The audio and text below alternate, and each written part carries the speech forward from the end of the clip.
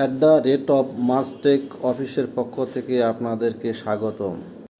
ভিডিওতে আমি জানাবো ওয়ান ওয়ে স্ল্যাবের রড প্লেসমেন্ট ডিটেলিং সম্পর্কে। আশা করি আপনাদের ভিডিওটি ভালো লাগবে। ওয়ান ওয়ে স্ল্যাব কি? স্ল্যাবের দৈর্ঘ্য ও প্রস্থের অনুপাত 2 বা 2-এর বেশি হলে এটা one way slab. One way স্ল্যাবের ক্র্যাঙ্ক রড সাপোর্ট থেকে L/4 দূরত্ব হয়, যা পিকচারটিতে দেখছেন। 45 ডিগ্রি অ্যাঙ্গেলে রড বেন্ড করতে হয়।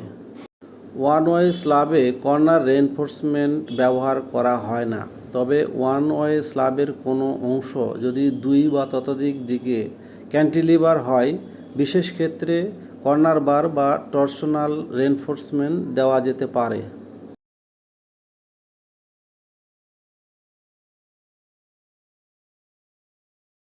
এই পিকচারে কর্নার বার প্লেসমেন্ট দেখানো হলো।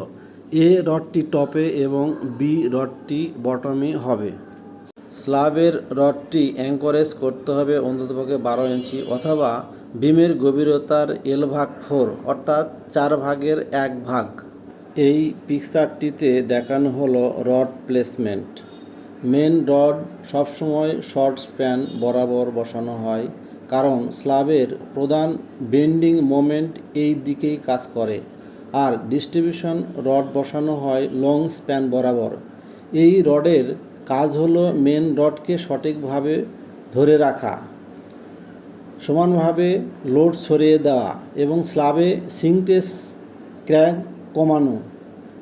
মেন রড নিচে বসবে, ডিস্ট্রিবিউশন রড উপরে বসবে এবং ড্রয়িং অনুযায়ী স্পেসিং ঠিক রাখতে হবে।